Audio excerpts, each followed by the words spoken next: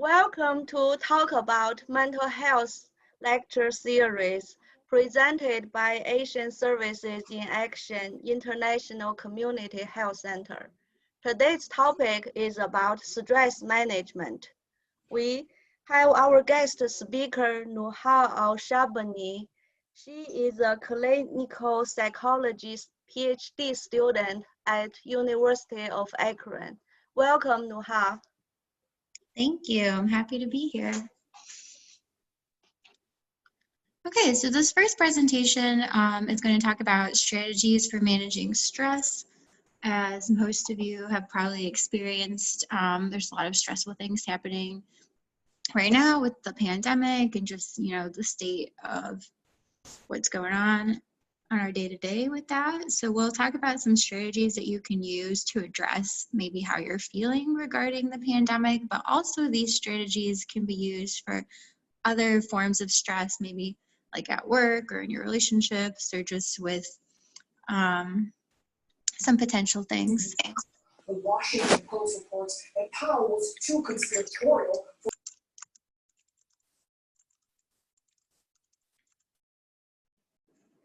Okay.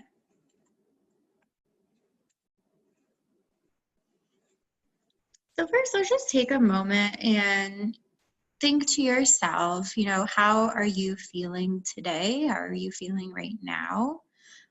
You might use different indicators to assess this for yourself. So you might think, how am I emotionally right now? What's going on with me in my body can be another way to see how we're feeling, or even to look at just like what we're thinking about. Are our thoughts positive, negative? Are we thinking about worries? What's going on for us right now? And so you might be feeling maybe peaceful, maybe overwhelmed, helpless, relaxed, frustrated, guilty, happy, lonely. And here's some more ways that we might be feeling right now. And so you can see that this is a pretty wide range of both maybe more positive emotions and what might be viewed as more difficult or negative emotions. And sometimes you might be feeling multiple different things at the same time. Maybe right now you're a little overwhelmed with what you have to do later in today, but maybe you're also feeling kind of relaxed because right now you're just watching a presentation and don't have to do anything at this current moment. And so the simple act of just naming our emotions can actually help us with well-being, because if we know what we're feeling, then we know what might be something to either reduce that if it's a stressful feeling, like overwhelmed, or we might know how to increase that. So if we're feeling happy, then we know, all right, this is an activity that I can do in the future to make myself feel happy as well. And so we're talking about managing stress today. Stress is one of those emotions that we can be feeling at really any time and for a variety of reasons. And so before we talk about how to manage stress, we can look at, what is stress? What are we experiencing when that happens for us?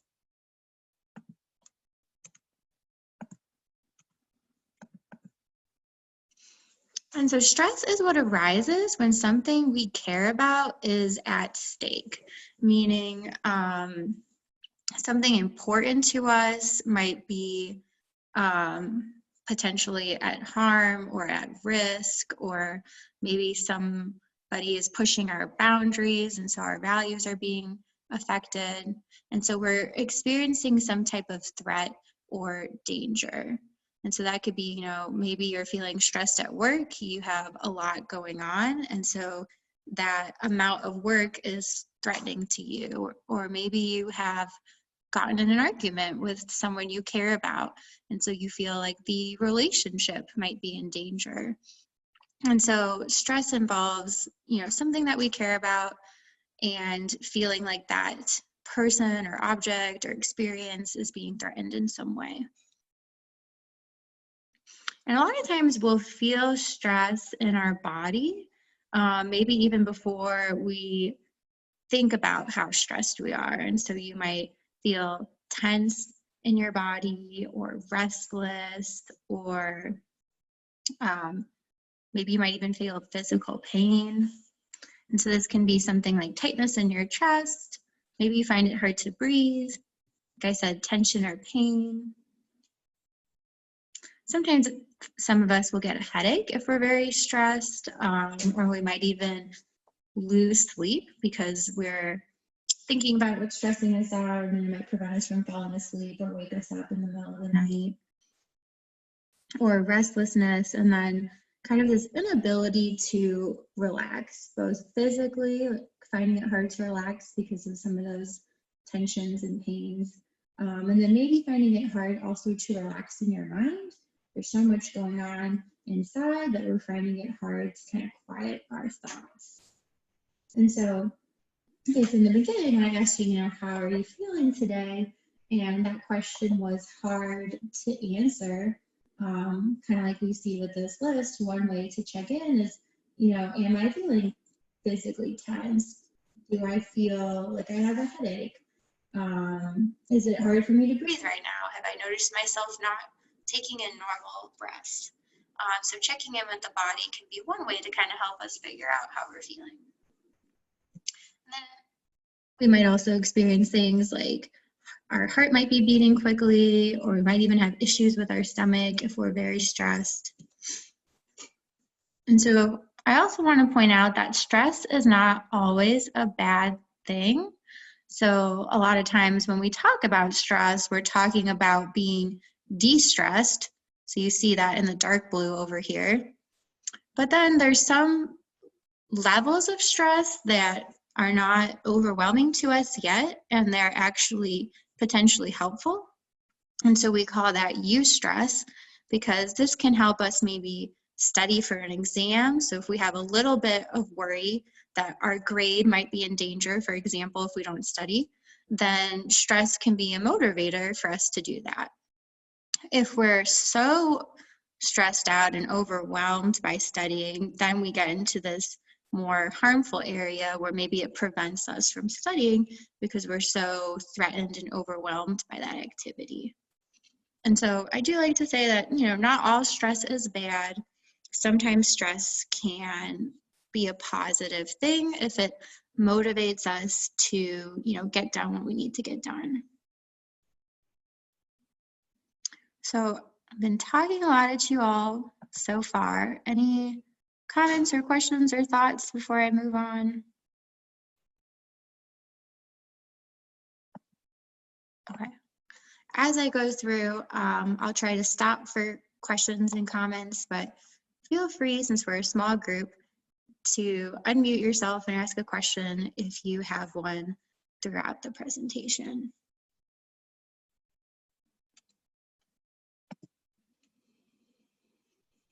And so stress and anxiety, sometimes we experience these two things together, but they are a little bit different. So I also wanted to talk about what is anxiety. And so this can occur on its own. It can occur as a response to stress, and then anxiety can also cause us to feel stressed.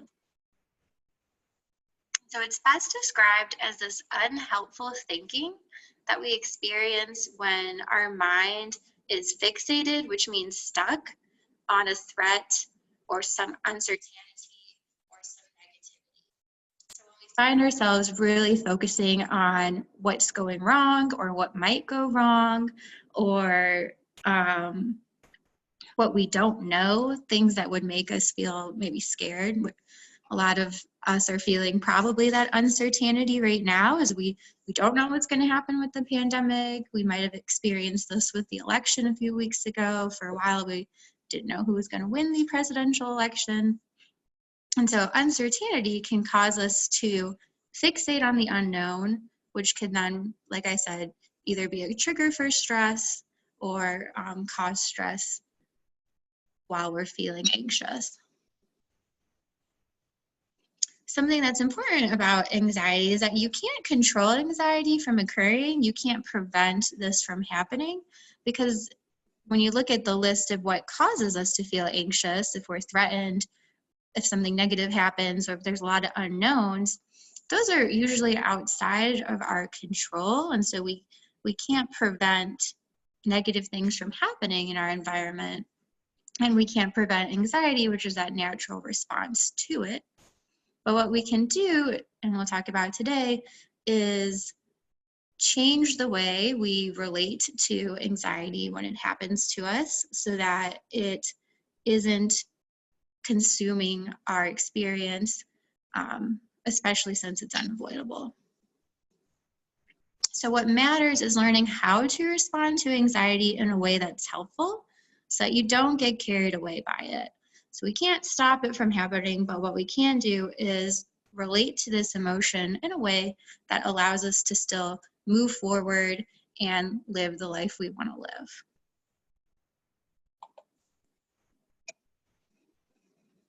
And so how is this stress and anxiety connected to our experiences? We see here that our thoughts, our feelings, and our behavior are all connected, and that it's a two-way street. So the arrow is going both ways. So the way that we're thinking, if we're having lots of worries, then that's going to change our behavior to try to manage those worries, for example. Or if we're behaving in a way where maybe we're not doing a lot, we're at home and unable to maybe go out, do things with people, stuff like that, then we might start having thoughts about those behaviors, like I'm very lonely because we haven't maybe gone anywhere. So we can see how our actions will affect our thoughts and how that happens the other way as well. Same thing with behaviors and feelings, as well as with thoughts and feelings.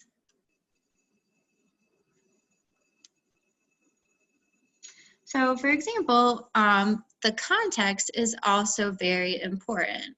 So for example, if you're experiencing the behaviors like your heart is racing, your body is sweating, maybe you feel hot, so these are some physical things that are happening for you. This can be in response to multiple different contexts. Maybe you're going on your first date, and so all these things are happening because you're excited about this date and this person you're going to meet. Or maybe you're experiencing your heart racing and you're getting hot and sweaty because you're going to the dentist and you're afraid of the dentist. And so I think that this is a good example of that while we might have signals behaviorally or thoughts or emotions, we have to also kind of put it in the larger context of what's going on right now in the other two areas. So for the dentist, maybe we're having these behavioral response because we're thinking to ourselves, oh no, the dentist is scary. What if he, has to pull out a tooth? That's going to be so painful. Or we might be experiencing these symptoms because our thoughts are about, wow, can't wait to have fun with this date tonight. And so the context, what's going on in all three areas is going to help us interpret what that feeling is. Maybe excitement, maybe stress, maybe anxiety. Questions about that? That makes sense? Okay. If it didn't, like I said, feel free to interrupt. So for the rest of this presentation, we're going to be focusing on the anxiety and the stress. And so when your mind is searching your environment for fear, that's how our thoughts might affect, our behaviors and emotions. If we are having lots of worries, then we might start to look into the environment for things that confirm or relate to what we're worried about. And so an example of that would be if you're worried about, the pandemic right now, one way that we might respond to that anxiety about the pandemic is frequently checking our body for coronavirus symptoms. And so our thoughts about being afraid of this pandemic change then our behaviors. We're continuing to check our body because we're worried about this. And that might then increase our worries, increase our feelings of being anxious. So that can get you kind of stuck in a cycle.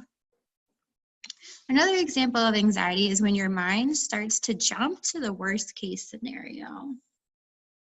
And so, for example, you might feel that your chest is tightening, and then you might automatically think, oh, I must have the virus, I must be ill, I might die. So one symptom, and then jumping to the conclusion that, I have the coronavirus. Or another example could be your mind gives you the image of losing all the people you love due to this virus. So again, your mind is kind of racing ahead to this negative conclusion that you don't really have enough information to suspect that will happen, but because you're in a state of this fear, of this nervousness, of this anxiety, this can change our thoughts in that way. Another example of anxiety is having what I call what if thoughts. So focusing on like uncertainty we talked about earlier, things that you can't control, and really kind of getting stuck on this. So thinking like, what if I'm not following all the guidelines? What if I'm not doing what I'm supposed to do? What if what I did earlier was wrong and now that's going to cause me to get this virus? What if someone gets too close to me and I catch it from them? So again, these are things you can't control. You can't control what that other person's going to do, and fixating on that can make us feel more anxious.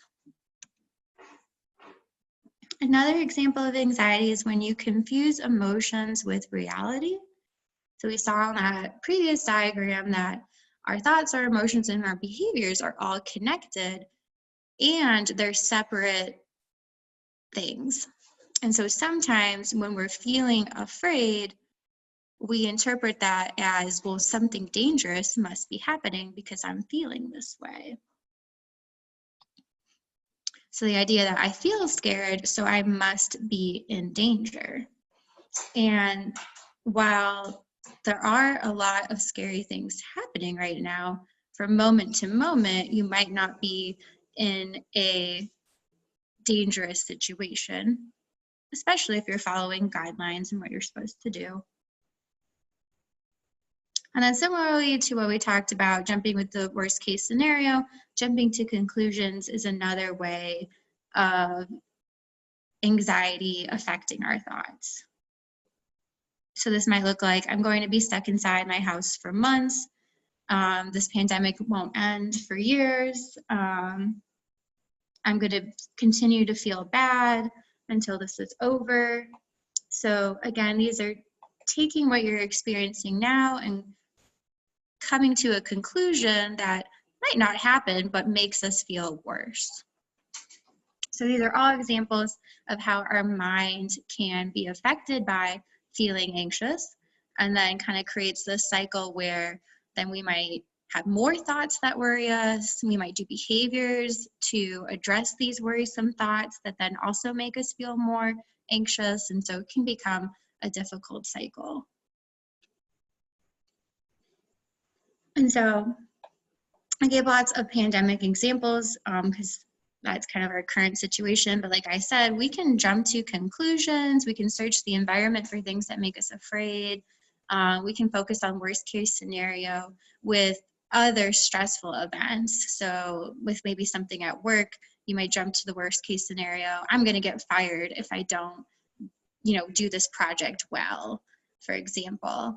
And so these different ways that our mind is affected by anxiety also applies to other situations.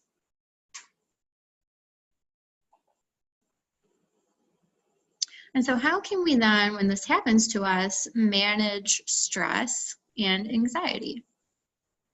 So one thing, and these again are going to be focused on the pandemic, is to plan your information diet. So we know that one way our mind can get stuck is that we'll start to look for information that makes us even more afraid, like checking our body, going to the news and looking up all the statistics on the pandemic, and just gathering more worrisome information.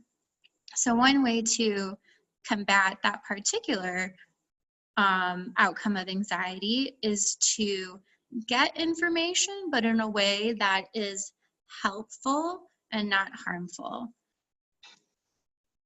And so one thing to know is that a lot of the news is going to be negative because that's how the news gets people's attention.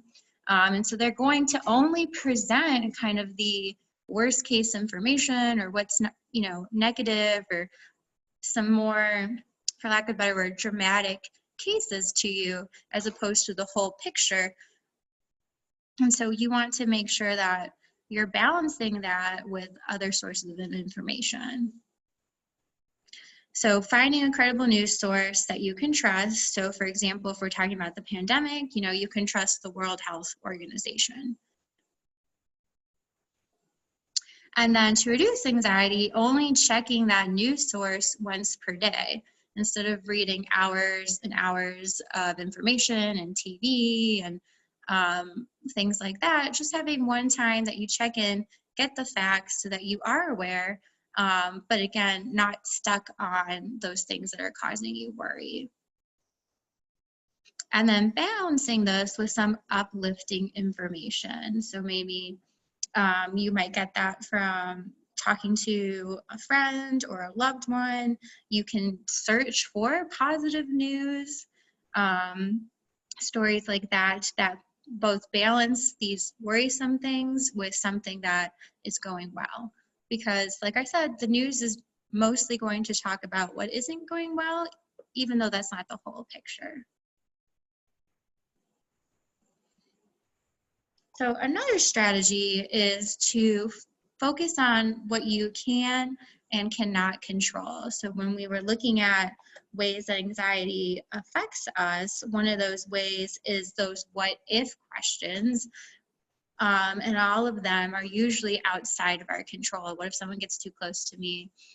What if they have a new shutdown? What if they change these regulations? What if the guidelines were wrong?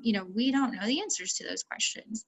And so that creates more uncertainty, which creates more stress, which creates more anxiety.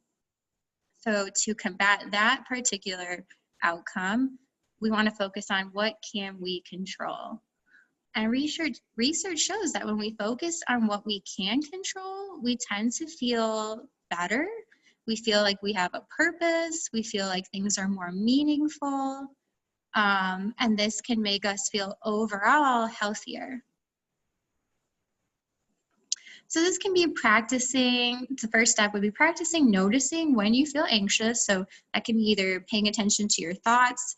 Am I having lots of what if thoughts? Am I jumping to conclusions? Am I focusing on the negative?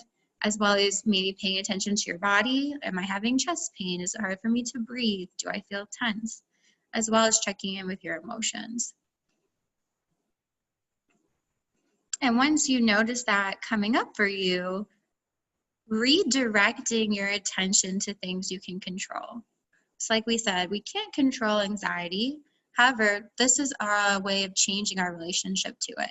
So when we notice those symptoms, whether they're thoughts, feelings, or behaviors, instead of being swept away by them, we then shift our attention to something we can control. And so what you can do is get yourself like a blank piece of paper, draw a circle, and within the circle, you can write down things that you can control. And then outside of the circle, writing down things that you cannot control. So this gives you a pretty good visual of where can I put my attention. Everything outside of the circle, things that I cannot control, it would be not a good use of my time to focus on that, and it's not going to help me. So let me focus on what I put inside the circle. And so again, writing down what you do not have control outside and what you do inside. And then this really gives you a direction of what to do next. And so here are some examples. I know it's not a circle per se, but just imagine that these things would be in the inner circle over here, and these things would be in the outer circle over here. And so for some of us, Things in our control could be building resilience. So this might look like building strong relationships, building coping strategies, getting yourself resources so that you could handle maybe a negative situation if it comes up. Following the latest information and advice. So like I said, getting a healthy information diet about what I should and shouldn't be doing from one trusted source once a day. Focusing on what's important to you. So maybe focusing on your important relationships, meaningful hobbies and activities that you might have, creating a routine for yourself, making sure you have time to engage in relaxation a couple of times throughout the week, maintaining your connections with other people. And then something that I think we all forget about, especially when we're stressed, is the basics. So making sure you're eating well, making sure you're getting appropriate nutrients, making sure you're exercising in a way that makes you feel safe, because those physical symptoms we saw from anxiety, like that tension, difficulty breathing, feeling restless, exercise can start to reduce those body feelings and make us feel better. As well as when we exercise, we release endorphins in our brain. And those are kind of like natural happy drugs that make us, again, feel good. And then getting some support and being active in some way. So these are all things that many of us may or may not have control of. For you, that inner circle might look a little different. But then things that we don't have control of, other people's decisions, other people's health, the news, the government, what schools are going to do, the traffic, the weather. While those might cause us some stress, we cannot change them. But what we can do are our own responses to the environment, our own health, our own connection with other people that can then make these things less harmful to us. So I encourage everyone to try that on their own. Again, it could be pandemic related, or it could be some other stress you're experiencing. Like I used the work example earlier. Can't control your boss, can't control your coworkers, can't control your customers, but maybe what you can do is manage your time, take breaks, make sure you're still eating lunch in the middle of the day, focus your priorities so you're getting things done that are more immediate and doing other projects later. So lots of things that you can do, communicating with your boss. So again, you can make an inner and outer circle, what I can and what I cannot control for anything that's stressing us.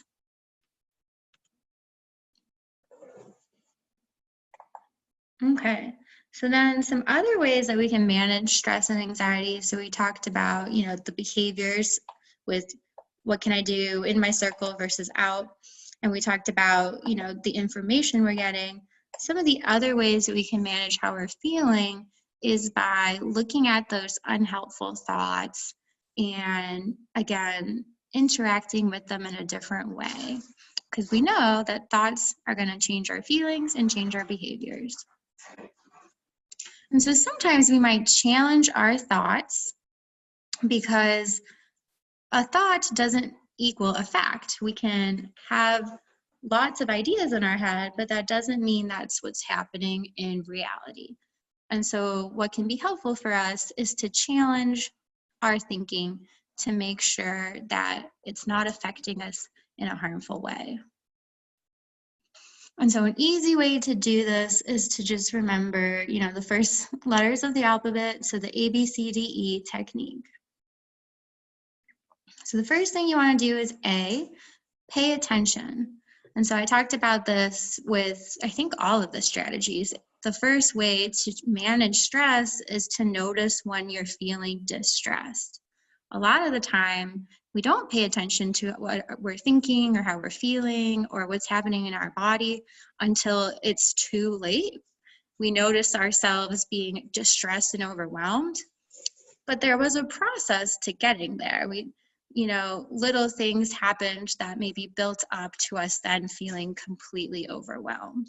And so we can check in with ourselves more regularly and notice when that's happening, we can kind of be preventative and address our anxiety before it becomes too much.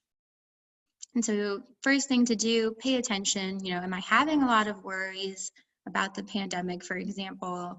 Am I having some of those thoughts that we had earlier, like the jumping to conclusions, the what ifs, things like that? Then for the B, we want to challenge, do I believe these thoughts? Am I having thoughts that are built on facts?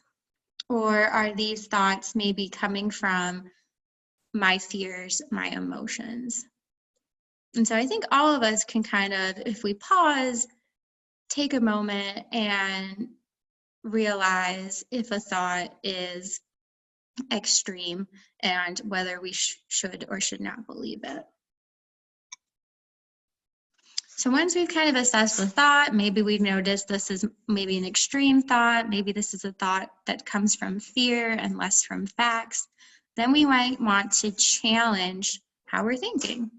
So one way to challenge is look at the big picture.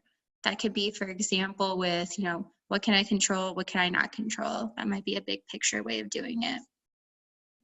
Looking at the facts and trying to separate fact from opinion or feeling.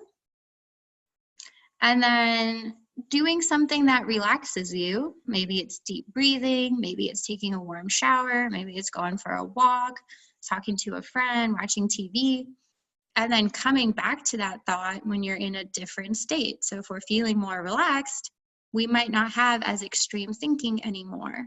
And so these are some ways that you can start to challenge these thoughts in your everyday life. So another thing you can do is D for discount. Let the unhelpful thought go away.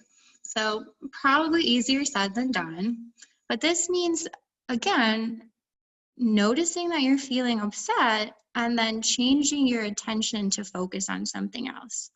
So you're not saying that it's wrong to be upset or I shouldn't feel afraid when stressful things happen. What we're saying is, instead of being stuck there, focusing on other things. So again, you can go back to what can I control, what can I not control circle, and redirect your attention to the things that you can do that are going to help yourself feel better. And then finally, we have explore your options, so the E in our model.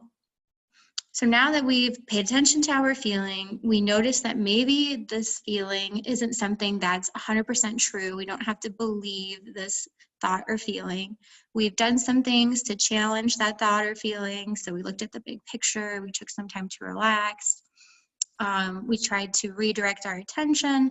What are some other things that can help you right now? And the right now is really important because, again, this is in our circle of control. We cannot control what's going to happen on Friday or even maybe later in the day. So what's something that would be good for you right now? And then another really important piece is what's available to you. Maybe right now, winning the lottery would be very helpful to you. However, that might not be available, right? And so what's in your immediate space and time and resources that can be helpful for you? Maybe it's listening to your favorite song or talking to a friend.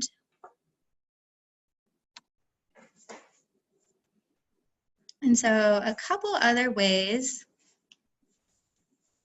that we can challenge our thought, very similar to what we had on that previous slide, but just a different acronym. So instead of remembering A, B, C, D, you could tell yourself when you start to notice that this anxiety or stress is coming up, the think technique. And so the first part of think is this true? So is this thought I'm having 100% accurate?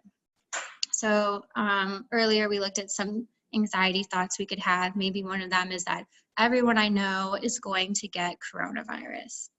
Well, you might start to feel anxious if you're thinking that, and so you can use this acronym. And, challenge, is that true? Well, statistically, 6% of people maybe are going to get this. So that means probably only 6% of people I know.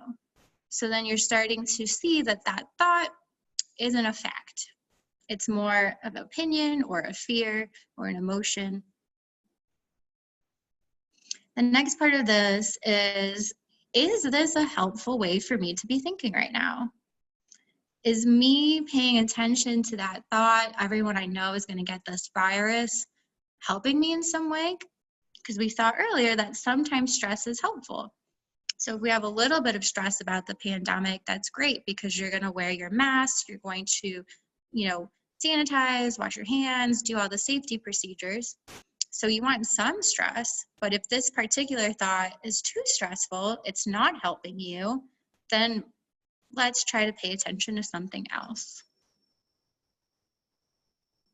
So it's very similar. Does this thought inspire me to take action, or is this thought causing me to feel paralyzed? I can't do anything now. And then, is it important for me to focus on this? Is it necessary for me to pay attention to right now? And then looking at, is this thought being kind, or would it be kinder if I paid attention to something else, maybe changed the way I was thinking about this a little bit? And so, again, if we're having a thought that everyone we know is going to get sick, that feels like maybe it's not 100% true. Maybe it's not helping me because I don't feel inspired to do any action. It makes me feel like giving up. It's not necessarily important for me to focus on maybe in this particular moment because it's outside of my control. And it's not necessarily very kind because it's making me feel sad. What might be more helpful is that I'm worried about people I care about. Maybe I should reach out and talk to them and check in on people. That might be something that's true because you have the control to do that. It might feel helpful for you. It might get you excited to reach out to people. It might feel more kind.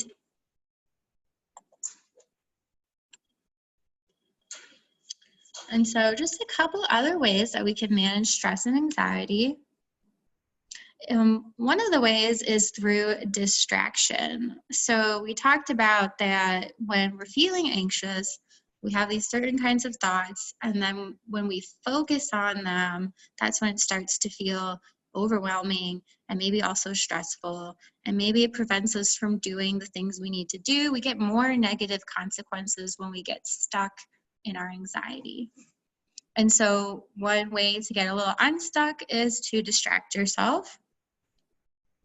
So this could be something like cooking your favorite meal, reading a book you enjoy, playing some games on your phone, watching a movie, doing yoga, cleaning, listening to music, going for a walk, talking to a friend, journaling, gardening, lots of different things you can do. As you look at this list, maybe you're seeing some things that you do in your everyday life, and you're thinking to yourself, but maybe that doesn't help all the time. Like maybe sometimes going for a walk does make me feel better, and at other times it doesn't. And I think that's a really good observation and shows us that we need to have multiple different types of distraction coping techniques because different situations require different types of help.